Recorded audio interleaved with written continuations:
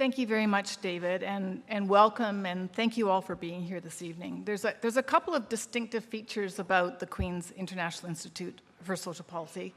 One, that we're going into our 23rd year, but it's international, so we bring together people from researchers and experts from other countries together with Canadians, and that's very rich and unique, I think, in terms of our offering. People from government, multiple levels of government come together with researchers and academics and people from the community, from the private sector, from the trade union movement. So it's a very diverse group and really tries to move beyond just the analysis and to be as relevant as possible to public policy futures and looking ahead to the kinds of issues that are going to challenge Canada. So thank you for being here. We have a really robust program, we think, for the next couple of days, and it's my great pleasure to introduce our keynote speaker this evening, Gabriella Rosa. And speaking about being an international conference, Canada's had a great partnership with the OECD for many years. Just this year, Minister Duclos and other ministers hosted the Ministerial Policy Forum in Montreal, which was a great event, and Gabriella was there. And the OECD has actually been a great friend to this conference, and we like it when the OECD comes over this side of the Atlantic and comes to North America. So thank you for that, and we have some other colleagues from the OECD here.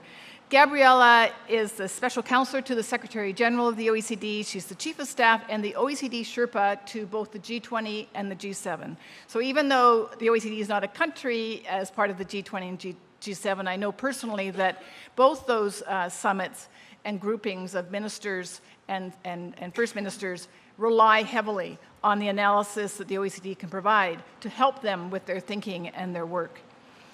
In addition to supporting the strategic agenda of the Secretary General, she's played a unique role on a couple of special issues, and I just want to draw attention to them because I think they really play to the kinds of issues that we're talking about here over the next couple of days. She's led and has set the strategic direction for all the work that the OECD has been doing on its flagship initiative on inclusive growth. And everybody's talking about inclusive growth now, but they weren't talking about inclusive growth and issues around inequality and how you actually grow an inclusive and robust and sustainable economy. But the OECD was there early on those issues and has a very diverse research program and pieces of analysis. And that's brought together many aspects of the OECD, from the social policy sector, the economic sector, employment sector, technology and innovation. And that's unique. And in governments and elsewhere, we struggle to break down those silos and integrate that kind of analysis. And issues around inclusive growth, which we talked about last week, France was here last year, and the topic around future work actually requires that kind of integrative thinking. So this is where Gabriella has really excelled. She's been a champion on gender equality, both within the OECD and across a range of fora. And she's had a distinctive and distinguished career herself within the Mexican government. She has also studied internationally at the Harvard University and has been a Fulbright and Ford MacArthur Fellow and has had numerous awards. We're very pleased to have you here, Gabriella. Thank you so much for making the trek from Mexico City to Canada to kick off our conference. Thank you very much.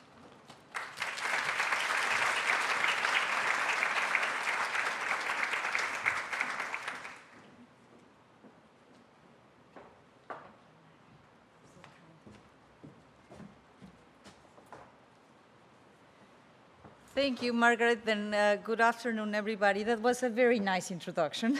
Thank you very much. Actually, with Sarah Box and Steinbrock, we are very pleased to be here. I will not take for granted that you know what the OECD is, because international institutions are not very well known, even though we like to believe that everybody gets a very clear sight of what we are doing in life. But the OECD is an institution that was created in the Marshall Plan to provide for the technical work to do good policies. And our motto is better policies for better lives, and better policies based on evidence, and better policies to look at how our economies and societies are progressing. And one of the issues that Margaret mentioned, and I have to say that I also admire your work, because one of the key issues that Canada has made and that Margaret contributed to this question is the child benefit, which is so important and is work in practice in terms of the inclusive societies. I'm also very pleased to be in Queen's University. I have to confess that I have two daughters in McGill, sorry. I know this is a competition, and I told them I'm going to Queens, and I will be partnering with them because I know how prestigious is this conference. I tried to come last year to talk about gender issues, and we managed to come here. I know that this kind of weather creates this cozy environment that you just want to be learning and exchanging views, so that's fine, and that happens with all these Northeastern universities. Let me just take you for some of the analysis that we have made on the future of work. As Colette just said, future of workers, but also the future of the digital economy. And it's true that we launched a project that is named Going Digital, and we try to bring together not only the issues related to science and technology, R&D, technological progress, platforms, and all these drivers of this new economy, but also we want to bring them together to all the old institutions that need to be reformed or that need to be adapted in terms of education, in terms of labor markets, in terms of societal institutions that really need to rethink how they are going to anticipate what is happening and how are you going to incorporate the drivers of this new economy into the kind of policy making that our countries are advancing. And I have to say that we all talk about the digital revolution as a given, because it's there, because we lived it, because we breathed it, because we eat it, because it's everywhere, it's so pervasive. It's not only about the labor market, it's not only about the way we produce, it's the way we consume, it's the way we connect, it's the way we work. And therefore, this pervasiveness has a great impact in all of the areas of the policymaking and in all of the areas of our life. But the other characteristic of these trends is that it's very, very fast. And I think this is something that calls the attention of everybody because we always feel that we're lagging behind of all these trends and of all these innovations and all these things that are happening and that are modeling the work in a very different ways of the way we knew it. I have also to confess that I was of this generation that during the first part of my studies, we didn't have computers. And now it's just everywhere, and we're so used to it. It took 45 years for electricity to reach 25% of the US population.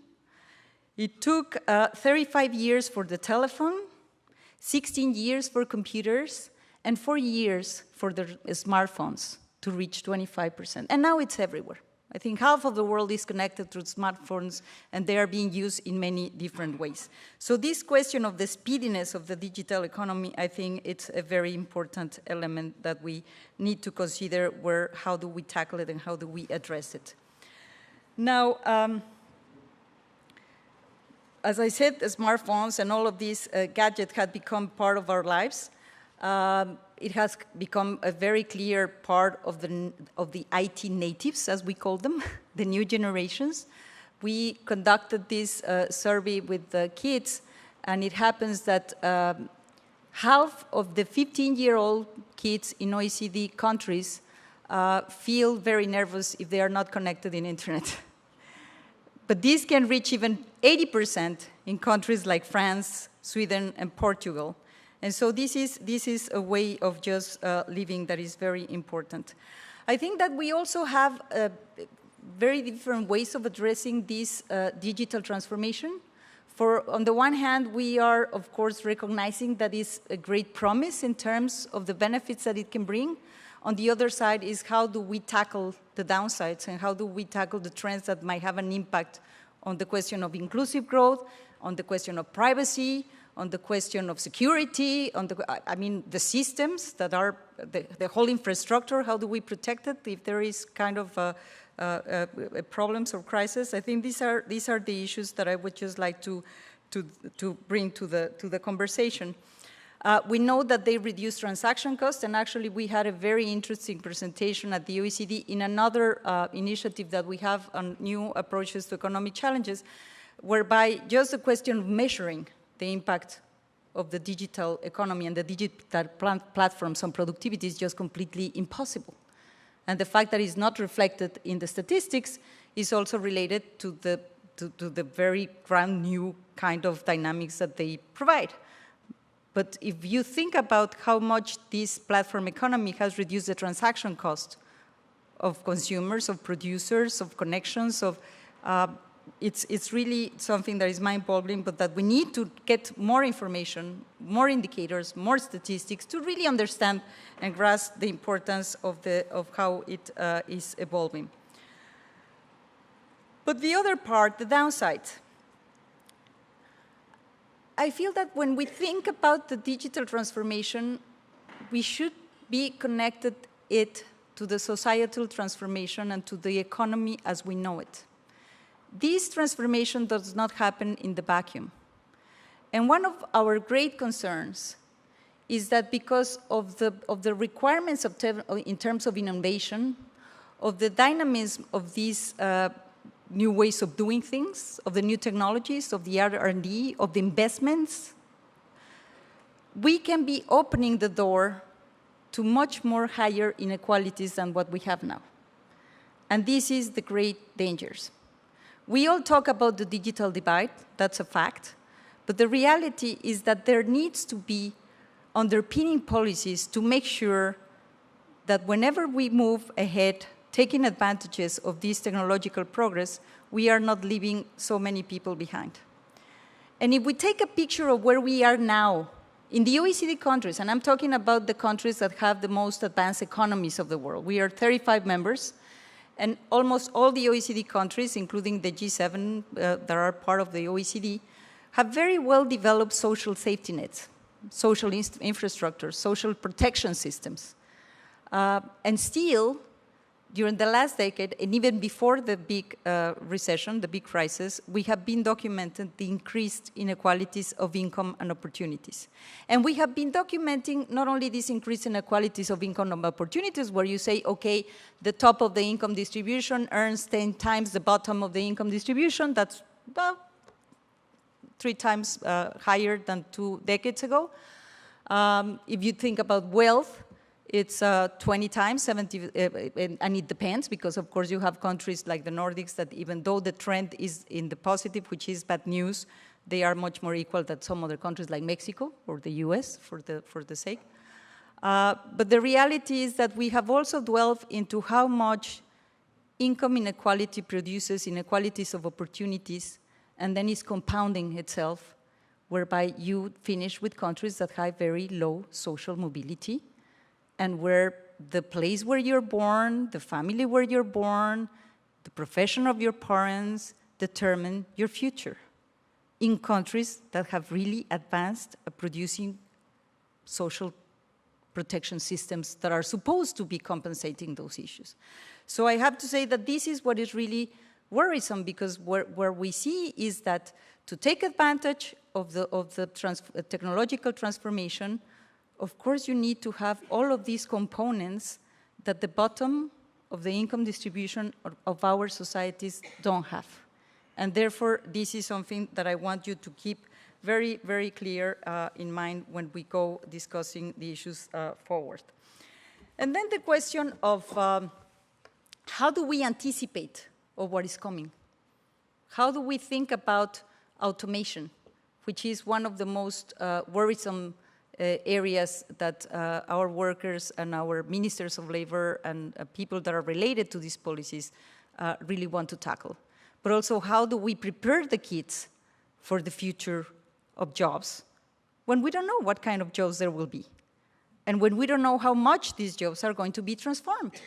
And at the OECD, of course, there are very different ways of producing these numbers, and I don't claim to have the only figure, but at the OECD, we have came to the conclusion that 14% of the jobs as we know them today are going to disappear, 14%. But there is around 35%, Sarah, that are going to be transformed totally. And you think about it. Do you think that the architect that was doing whatever plans 20 years ago is the same architect that is now using the most advanced technologies in terms of their own projections and their own ways of building the whole plans? Is not. There is a whole transformation of the substance of the job that we also need to be considering when thinking how are we going to move forward and how do we prepare our labor market systems and our skill systems to tackle these issues. The other point is that, of course, automation threatens more low-skill jobs, or jobs that are routine jobs that can be introduced into a computer system. It's interesting because we have a graph, and I wish I had brought it to you, but we have a graph where you can see that the very low of the bottom of the skills are not suffering because they're manual activities that are not going to be directly or very fastly replaced by artificial intelligence, maybe one day, but not so fast. High skills are very difficult to really replace in terms of managerial, in terms of seniority, in terms of decision-making. But the mid-level skills, those that are routine, are the ones that are being threatened. And this is usually those that belong to people that have not had the highest level of education. Workers with a lower secondary degree face the possibility of having their jobs disappearing via automation and 40%, compared to only 5% among workers with tertiary degrees. So therefore, there are very different impacts that we need to consider, and I think it's very important that when we discuss these issues, we go beyond the average, and we go beyond the headlines to really nurture the kind of definitions that we need to see of how this is impacting different sectors, how this is impacting different kinds of jobs, and how this is impacting different groups of people. The young people, we know, of course, they are entering into the labor markets with contracts that are dependable, so easier to replace, easier to move, than those that have more security. And this is an area also, the jobs for youth, which all the OECD countries are really facing a lot of problems trying to provide with more certainty and trying to provide with more career projection and security for youngsters. And this is also a social and psychological problem that is creating a lot of concern. But it's not only the question of automation. If we want to understand the future of work, we need to understand the future of a firm. We need to understand the future of competition. We need to understand the future of regulation, because all of these things are compounded. If we do not understand, for example, how the platform economies operate, how are we going to be looking at the jobs that are going to be created, or how are we going to be enable people to really harvest, to really leverage the potential that these technologies provide? And let me bring you some of the insights that we have in our work on these issues. The digital economy is also a very, very concentrated economy. Only 250 firms globally generate 70% of R&D and patents. 260 of the 3,000 top Forbes companies, only 250 generate 70% of our R&D, and 45% of trademarks. Most of the world's top R&D investors are located in the US, UK, Germany, China, and Japan. And I was sorry not to see Canada, but the fact is that this is the 5 countries that are really at the top. But even among those countries, you can see that the bulk of the R&D is really located in the US and China. Korea and India are fast catching up. The rise of online platform is also concentrated. Of the top 15 internet market capitalization leaders in 2017, 9 were US firms. The rest were Chinese. And these frontrunners have mastered the new opportunities and know-how and are able to scale without math. And they have no high fixed cost, few tangible assets, such as building or employees, and low marginal cost. This is a reality of these new kind of firms. Look at WhatsApp. WhatsApp was founded only 9 years ago. Who uses WhatsApp from this group? I'm very surprised that you're not using it. But the reality is that it's everywhere. Founded 9 years ago, it has 1 billion users, was bought by Facebook in 2014 for $19 billion. 19, you were head of CDEC. I don't know what was the budget of CDAC, but the total ODA, the total ODA is 100. So and this was sold by $19 billion. It's just amazing, and it only has 60 employees. 60 is this room. It's just amazing. The larger the platforms get, they amaze larger networks, and of course this is part of their strengths. The larger the networks, the larger the benefits. And this goes counter to the traditional competition policy insights that we used to promote, because we always said, let's just cut it down whenever you have too large an incumbent. But the fact is that in the platform economy, the larger the networks, the more value you create and the more value you accumulate. Much of the value of these platforms depend on the data generated by the users. And firms can amass large quantities of data, harness and exploit it, and can use it to their competitive advantage. And I think this is something that you will need to watch out. And it's not about the future of work, it's about the future of our economies and how much this is going to be skewed.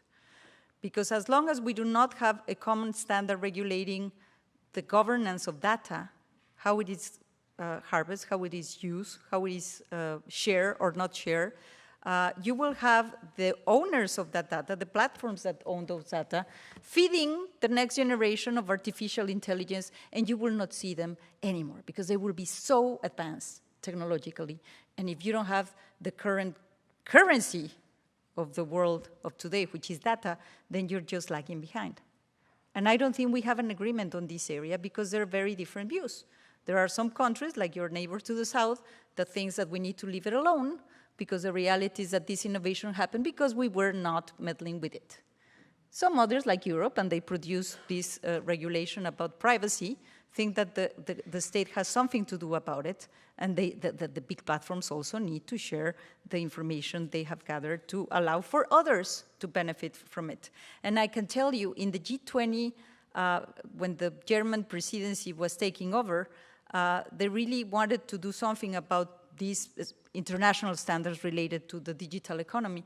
And they brought Siemens, and Siemens made a presentation of how much they can produce new prototypes of new cars, of new machines, of new whatever, without spending a single piece of material, because they do it also digital. Everything is digital.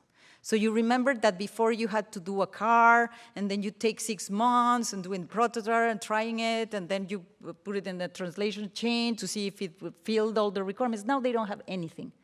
But it's only Siemens. I don't think all the companies can have this kind of information that they have. So the ownership of big data is just a very important element of these discussions.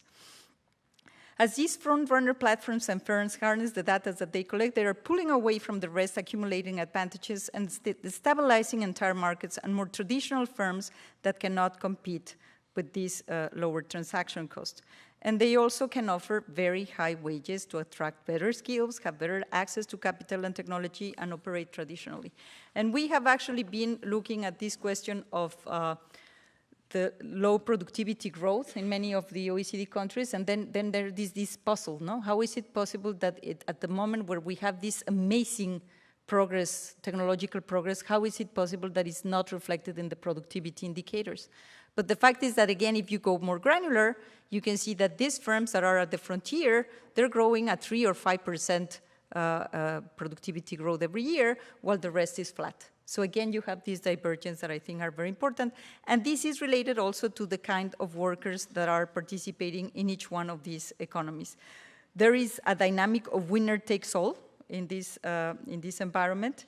And it has implications, as I said, also for competition policy, and it has implications for the regulatory framework that we need to be considering into these issues. And then is the question of cross-border issues, because these are like capital flows, they are cross-border, and therefore operate at the global level, and we need international standards to really address the downsides and take advantage of the contributions that they can make.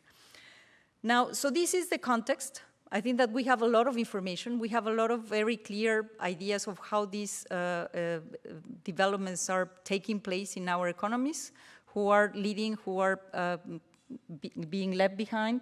How do we understand the evolution, and how can we tackle it and try to advance the policy framework that would need really to catch up to a reality that is privately led?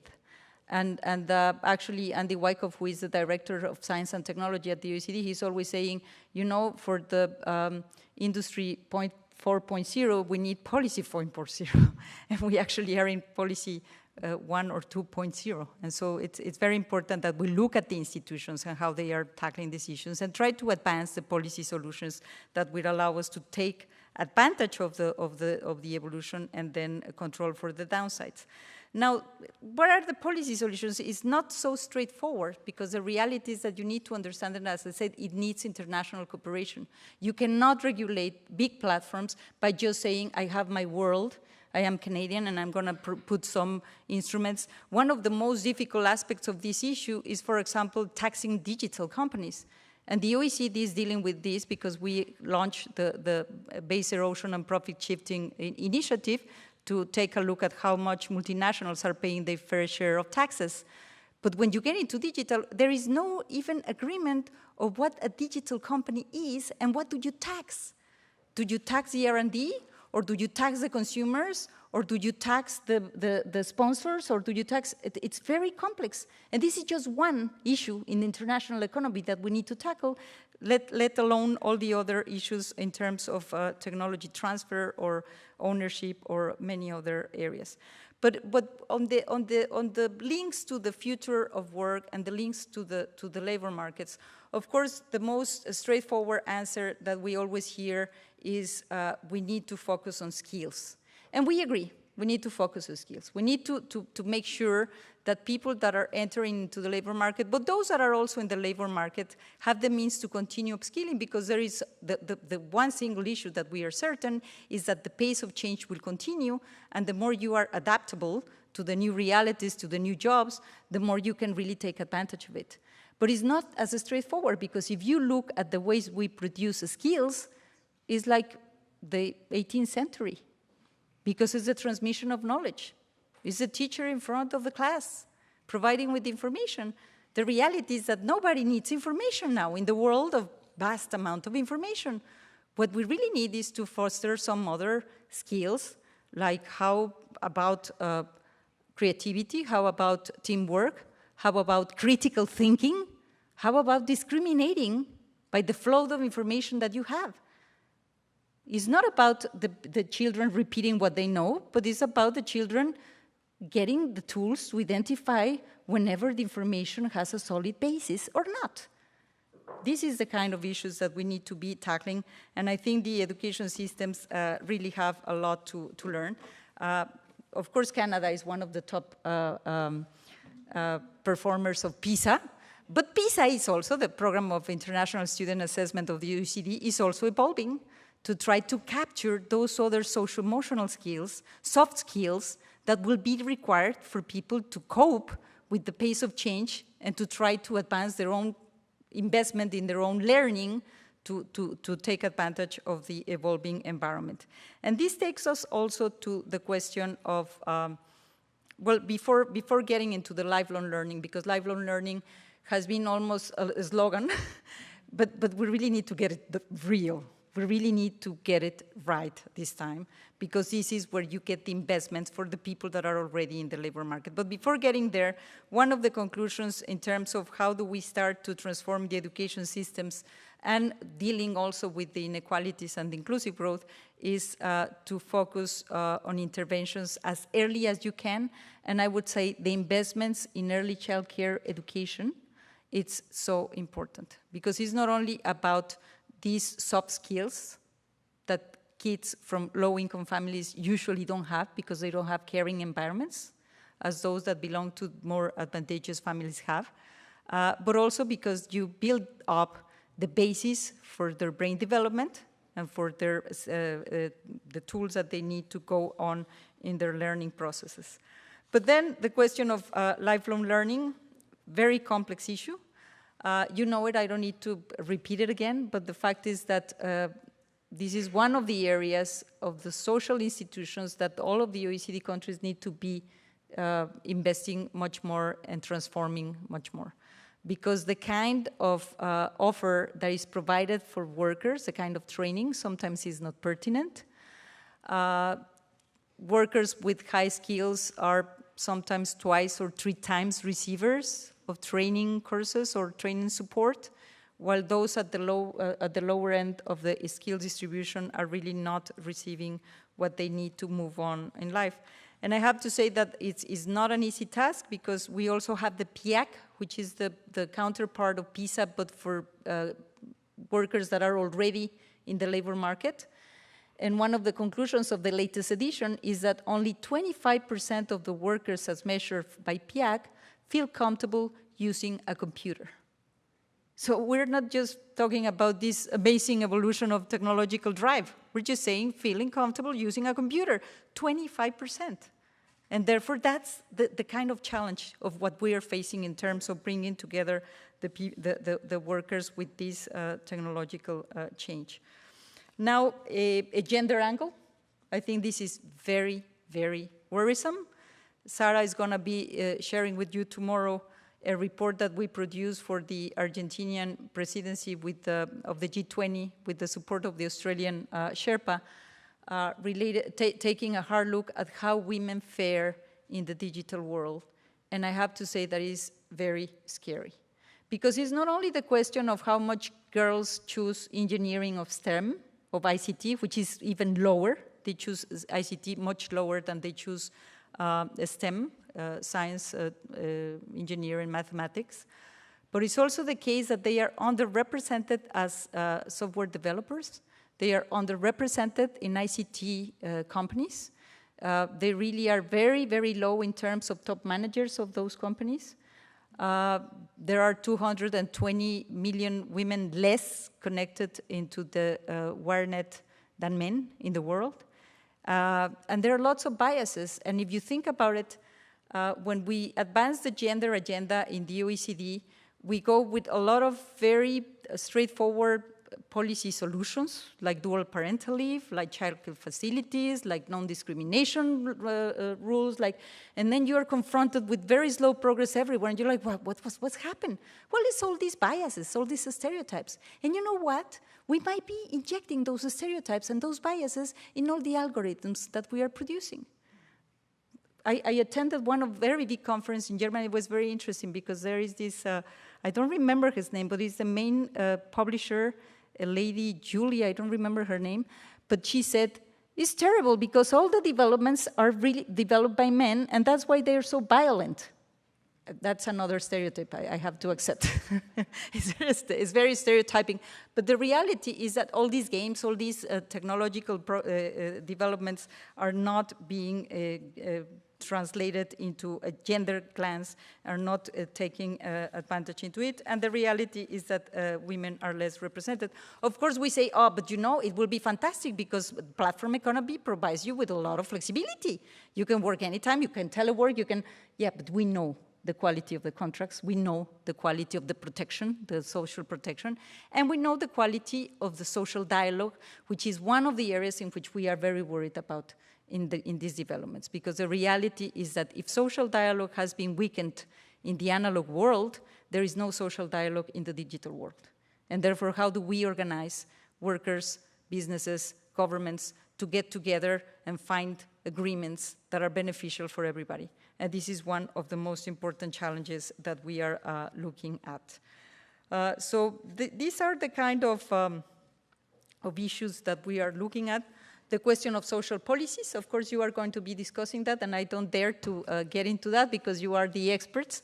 But we had a very interesting social policy ministerial with Minister Duclos, and you are going to have the deputy minister tomorrow, Luis Lebonian, to talk about what are they thinking in terms of social innovation and social policies that are innovative.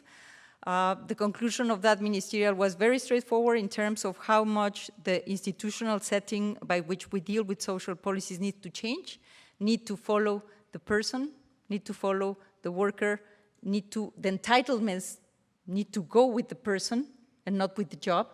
And that really calls for a full redefinition of how we deal with these issues in terms of social protection systems, in terms of unemployment transfers, in terms of all the protection that we have created and that needs to be advanced. And then the issue of what is the role of governments in encouraging and promoting better diffusion of technology and innovation? What is the role of governments in supporting SMEs? What is the role of governments, as I mentioned beforehand, in dealing with big data, the governance of data, the sharing of data, and the regulatory frameworks that need to go beyond the borders of each economy and get into a real redefinition of the institutional settings, as I said, to tackle the challenges. We're working, as Margaret said, with the G7 and with the G20. It was interesting because the very first country that asked us to help the definition of these issues was China, and then Germany, and now with Argentina, we're talking about the future of work. With China, it was broader. It was a blueprint for innovation, and there it gets a little bit more complicated because, of course, you have to talk about respecting patents and transfer of technology, but it has been a very interesting debate. But the whole conclusion of even in the G20, in the G7, and in the work that we are doing is how do we see this technological revolution in a way that fits into the broader agenda of humankind? How do we use these trends to reduce or to improve the outcomes of economic growth that we have had? How do we change the narrative of growth? How do we ensure that the priority is not to leave people behind? How do we master technology to serve humankind and not vice versa, just following technology because it's the sake of it? How do we deal with ethics? How do we deal with children protection? It's a whole reflection, not in terms of understanding how things work, but in trying to put it at the core of the challenges that we are all facing. How do we use technology for climate change? How do we use technology for many other ills that we need to confront? And only then, I think we will feel comfortable in the sense of not only trying to catch up with the developments, but really mastering them and making sure that they deliver for all. And this is what we are trying to do at the OECD, and we will be very happy to continue partnering with all of you with our research, analysis, and findings in this field. Thank you very much.